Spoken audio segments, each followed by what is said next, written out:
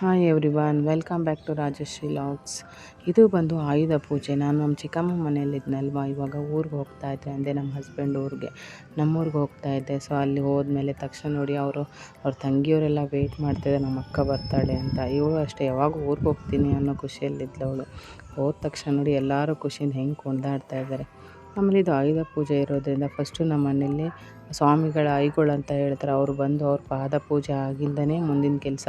So ಏನೋ ನೀವು ನೈವೇದ್ಯ ಎಲ್ಲ ಕೊಟ್ಟ ಮೇಲೆ ಫಸ್ಟು ಸ್ವಾಮಿಗಳು ಬಂದು ಪಾದ ಪೂಜೆ ಮಾಡಿಬಿಟ್ಟು ಅವ್ರಿಗೆ ಊಟ, ನಾವು ಹೋಳಿಗೆ ಒಬ್ಬಟ್ಟೆಲ್ಲ ಮಾಡ್ತೀವಲ್ಲ ಪ್ರಸಾದ, ಅವ್ರು ತಿಂದಾದಮೇಲೆ ನಾವೆಲ್ಲ ತೊಗೊಳ್ಳೋದು. ಹಾಗಾಗಿ ಈ ಕಡೆ ನಮ್ಮ ಅತ್ತೆ ಅಡುಗೆ ಮಾಡ್ತಾಯಿದ್ರು. ಸೊ ಅವ್ರಿಗೋಸ್ಕರನೇ ಫಸ್ಟ್ ಅವ್ರಿಗೆ ಐಗಳೆಲ್ಲ ಊಟ ಆದಮೇಲೆ ನಾವು ಊಟ ಮಾಡಬೇಕಂತ ಹೇಳ್ತಾಯಿದ್ರು. ಹಾಗೆ ಬೆಂಗಳೂರಲ್ಲೂ ಸಹ ನಮ್ಮ ಮನೆಯವರೊಬ್ಬರೇ ಇದ್ರಲ್ವ, ಅಲ್ಲೇ ಗಾಡಿ ಪೂಜೆ ಎಲ್ಲ ಮುಗಿಸ್ಕೊಂಡು ಇಲ್ಲಿ ನಮ್ಮೂರಲ್ಲೂ ಸಹ ನಮ್ಮ ಅವರು ಪೂಜೆ ಎಲ್ಲ ಮಾಡ್ತಾಯಿದ್ರು ಆಯುಧ ಪೂಜೆಗೆ. ಸೊ ನಮ್ಮ ಕಡೆ ಆಯುಧ ಪೂಜೆ ತುಂಬ ಚೆನ್ನಾಗಾಗುತ್ತೆ. ಈಗ ಅವ್ರಿಗೆ ನಾರ್ಮಲಾಗಿ ನಾವು ಹೊಸದೊಂದು ಮಿಷನು ತಗೊಂಡು ಬಂದಿದ್ವಿ. ಸೊ ಅಲ್ಲಿ ನೈವೇದ್ಯಕ್ಕೆ ಹೇಳಿದ್ಮೇಲೆ ಮಿಷನ್ ನೈವೇದ್ಯಕ್ಕೆ ಸಜ್ಜಿಗೆ ಹೋಳಿಗೆ ಅಂತ ಹೇಳ್ತಾರೆ. ಸಜ್ಜಿಗೆ ಅಂತಂದರೆ ನಾರ್ಮಲ್ ರವೆ ಬೆಲ್ಲದಿಂದ ಮಾಡಿರ್ತಾರೆ, ಅದ್ರದ್ದು ಒಬ್ಬಟ್ಟು ಮಾಡ್ತಾಯಿದ್ವಿ. ಸೊ ಮೈಲಾಪುರ ಮಲ್ಲಯ್ಯ ಅಂತ ಹೇಳ್ಬಿಟ್ಟು ಮಲ್ಲಯ್ಯನ ಹುಣ್ಸೋದು ಅಂತ ಹೇಳ್ಬಿಟ್ಟು ನಮ್ಮ ಕಡೆ ಮಾಡ್ತಾರೆ. ಅಂದರೆ 7 ಕೋಟಿಗೆ ಅಂತ ಹೇಳ್ಬಿಟ್ಟು ನೋಡಿ ಯಾವ ಥರ ಅಂತ. ಕೋಟಿಗೆ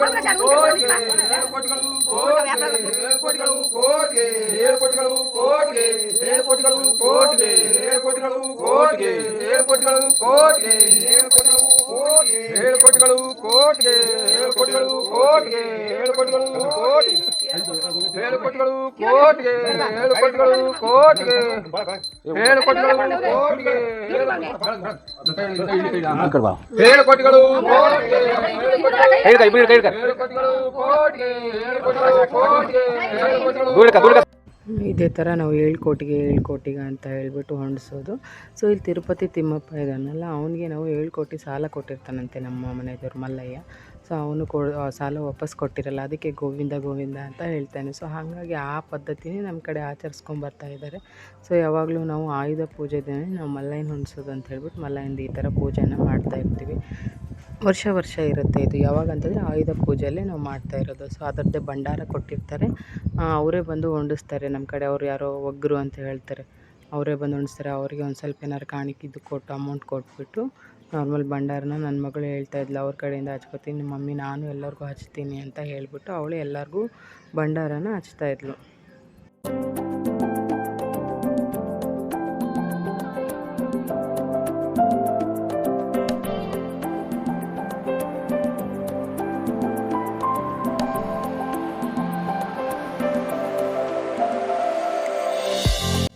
ಸೊ ಫೈನಲಿ ನಾವು ನಮ್ಮ ಮಲ್ಲಯ್ಯನ ಮನೆ ಒಳಗಡೆ ಬಂದು ದೇವ್ರ ಮನೆಯಲ್ಲಿ ಕೂಡಿಸಿದ್ವಿ. ಆ ಕಡೆ ನಮ್ಮ ಮನೆಯವ್ರು ಬೆಂಗಳೂರಲ್ಲಿ ಮಲ್ಲಯ್ಯನ ಮಾಡ್ತಾಯಿದ್ರು.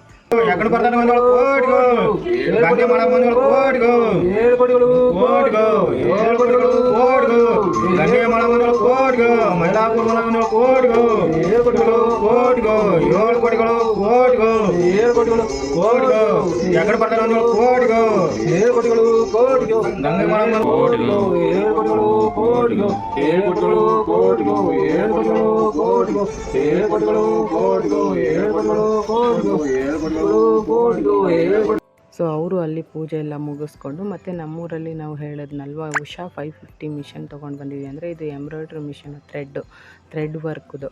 ಹಾಗಾಗಿ ಅದು ಆಯುಧ ಪೂಜೆ ಮಾಡಿದರೆ ಒಳ್ಳೆಯದು, ಇವತ್ತಿಂದನೇ ಸ್ಟಾರ್ಟ್ ಮಾಡೋಣ ಅಂತ ಹೇಳ್ಬಿಟ್ಟು ಆ ಮಿಷನ್ ಪೂಜೆನ ನಾವು ಮಾಡ್ತಾಯಿದ್ವಿ. ನೋಡಿ ಯಾವ ಥರ ಮಾಡಿದ್ವಿ, ಏನೆಲ್ಲ ಮಾಡಿದ್ವಿ ಅನ್ನೋದನ್ನ ನೋಡಿ.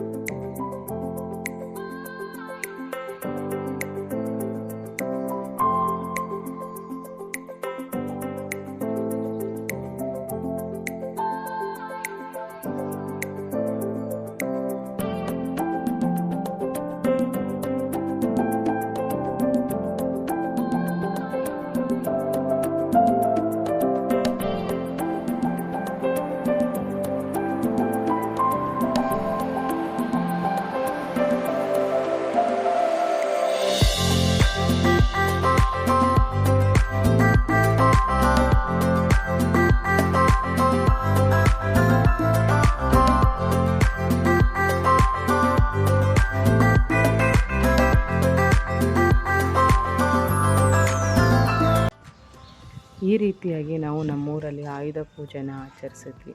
ಸೊ ಯಾರಿಗೆಲ್ಲ ವಿಡಿಯೋ ಇಷ್ಟ ಆದರೆ ಪ್ಲೀಸ್ ಸಬ್ಸ್ಕ್ರೈಬ್ ಮಾಡಿ, ಲೈಕ್ ಮಾಡಿ. Thank you for watching.